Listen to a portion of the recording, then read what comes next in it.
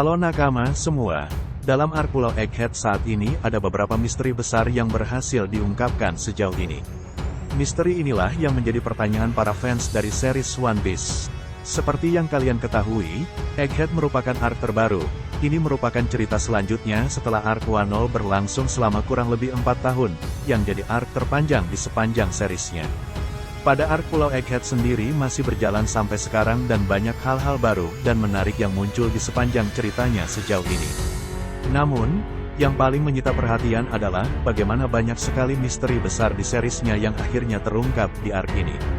Lalu, apa saja misteri besar yang sudah terungkap di arc Egghead?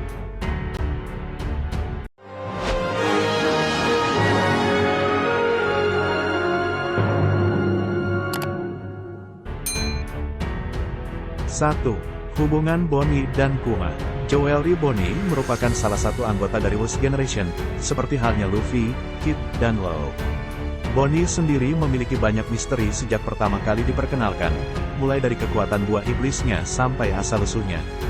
Berbicara mengenai asal-usul Bonnie, Oda menghadirkan petunjuk tentang bagaimana Bonnie memiliki koneksi mendalam terhadap sosok Bartolomeu Kuma. Setelah banyak spekulasi dan teori yang muncul di kalangan fans, akhirnya pada chapter 1064 kemarin misteri tersebut terungkap. Menurut chapternya, Kuma ternyata adalah ayah dari Bonnie. Bonnie sengaja pergi ke Pulau Egghead untuk membalas dendam terhadap Vegapunk atas apa yang dia lakukan terhadap Kuma, dengan membuatnya menjadi robot tanpa perasaan. 2. Hubungan Dragon dan Vegapunk. Banyak fans yang berspekulasi tentang sosok Vegapunk yang dianggap memiliki hubungan dengan ayah dari Luffy sekaligus pemimpin pasukan revolusi, Monkey D. Dragon. Dan spekulasi mereka ternyata terbukti di chapter 1072. Dalam sebuah momen kilas balik diperlihatkan bagaimana Dragon dan Vegapunk berada di Ohara, pasca peristiwa Booster Call. Dalam kilas balik itu terungkap jika Dragon dan Vegapunk sudah saling mengenal sejak lama. Bahkan, di chapter sebelumnya juga diperlihatkan bagaimana Sokka, salah satu satelit Vegapunk, menghubungi Dragon dan meminta bantuannya karena dia tahu nyawanya dalam bahaya. Saat ini, para fans masih menantikan apa yang akan terjadi kepada mereka berdua. 3. Jaguar de Saul masih hidup. Masih berkaitan dengan peristiwa yang terjadi di Ohara, ternyata sosok Saul yang diduga selama ini sudah tewas ternyata masih hidup. Tragedi Ohara merupakan salah satu peristiwa yang tragis dan mengerikan di sepanjang cerita One Piece. Pihak World Government tega untuk menghabisi seluruh ilmuwan dan cendekiawan karena mempelajari tentang poneglyph yang berisi sejarah masa lalu. Dalam peristiwa Booster Call, Saul mengorbankan diri untuk melindungi Nico Robin agar dia bisa kabur. Saat itu, nampak Aokiji membekukan mantan angkatan laut tersebut yang memunculkan spekulasi jika Saul sebenarnya masih hidup. Di chapter 1072, dalam kilas balik Vegapunk di Ohara diketahui jika ternyata memang benar Saul masih hidup meskipun dalam keadaan terluka.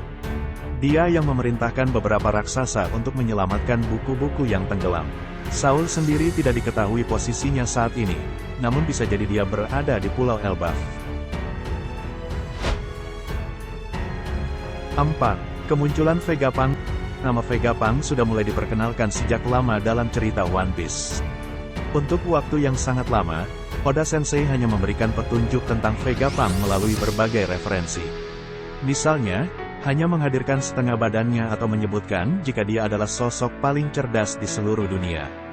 Oda akhirnya mengungkapkan sosok asli Vegapunk di arc Pulau Egghead.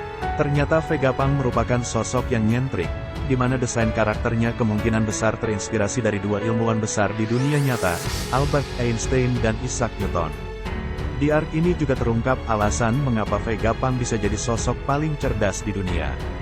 Ternyata, hal itu berkat buah iblis Nomi Nomi yang membuat kapasitas otaknya menjadi tidak terbatas. Ini adalah salah satu misteri besar yang terungkap di arc Egghead. 5. Buah iblis baru kru Blackbeard. Kelompok bajak laut Blackbeard merupakan salah satu kelompok yang sangat ditakuti di lautan.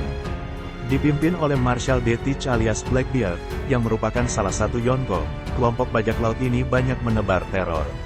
Pasca Time Skip, diketahui jika dia dan kelompoknya berusaha untuk memburu berbagai pengguna buah iblis yang kuat untuk dicuri kekuatannya. Hal ini bisa kita lihat bagaimana Blackbeard sempat datang ke Pulau Amazon Lily untuk mencuri buah iblis Mero milik Boa Hancock. Namun, di chapter 1063 terungkap jika kelompok Blackbeard berhasil mendapatkan kekuatan buah iblis baru saat berhadapan dengan kelompok bajak laut Law.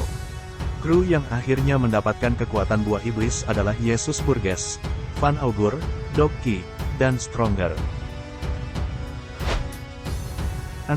Kemunculan Seraphim. Shichibukai merupakan salah satu dari 3 kekuatan besar yang ada di cerita One Piece, di mana mereka merupakan penyeimbang dari 3 kekuatan tersebut. Pada awalnya, jumlah Shichibukai sesuai dengan namanya, yaitu 7 orang. Namun, angkanya terus menurun seiring berjalannya waktu. Luffy memiliki peran besar dalam pengurangan jumlah tersebut. Dia berhasil memperlihatkan ancaman besar yang dimiliki Shichibukai. Pada saat referee akhirnya World Government memutuskan untuk membubarkan sistem ini dan menggantikan dengan yang baru, yaitu Seraphim. Sempat menjadi pertanyaan besar, ternyata Seraphim merupakan teknologi rekayasa genetik yang dihasilkan oleh Vegapunk. Mereka terbukti sama kuatnya, namun lebih bisa dikendalikan daripada para Shichibukai. Yang lebih dahsyat lagi adalah para Seraphim dibekali berbagai kemampuan dan kekuatan dahsyat, seperti kekuatan buah iblis. 7. Nama anggota Gorosei. Di seri One Piece, Gorosei adalah kelompok yang berada di bawah naungan World Government dan memiliki wewenang tertinggi di organisasi tersebut. Gorosei sendiri terdiri dari 5 orang pria tua, yang masing-masing dari mereka identitasnya belum terungkap. Namun, banyak yang kemudian berspekulasi jika mereka memiliki kekuatan yang luar biasa. Teka-teki mengenai identitas Gorosei akhirnya terungkap. Salah satu nama dari Gorosei akhirnya diungkapkan dalam chapter 1073. Dalam chapternya, Gorosei yang memiliki bekas luka di bagian wajah ini ikut dalam kapal Kizaru yang sedang menuju Egghead. Dan menurut informasinya, nama Gorosei tersebut adalah Saint Garcia Sutter. Sayangnya, masih belum diketahui nama lain dari para Gorosei tersebut. 8. Asal-usul buah iblis. Dari berbagai misteri besar yang sudah terungkap di Arc Egghead, yang paling dahsyat dan luar biasa adalah ketika Vegapunk mengungkapkan asal-usul tentang buah iblis. Buah iblis menjadi salah satu hal esensial di cerita One Piece, yang selama 25 tahun Oda sembunyikan tentang asal-usulnya. Oda sendiri sempat berjanji melalui salah satu kolom SBS jika fakta ini akan terungkap di kemudian hari. Sesuai janjinya, Oda memang mengungkapkan asal-usul buah iblis melalui sosok Vegapunk. Namun, yang perlu jadi catatan adalah Vegapunk sendiri masih belum yakin akan hal tersebut. Dia menjelaskan bahwa penjelasannya tentang asal-usul buah iblis merupakan sebuah teori. Namun, dasarnya sendiri jelas yaitu poneglyph dan semua informasi yang ada di Ohara. Misteri merupakan salah satu elemen cerita yang menarik yang banyak Eiichiro Oda hadirkan di sepanjang cerita One Piece. Ada banyak pertanyaan dan misteri yang muncul, yang mana ini jadi salah satu alasan cerita One Piece masih berlangsung hingga sekarang. Menjelang akhir ceritanya, satu persatu misteri tersebut akhirnya mulai terungkap.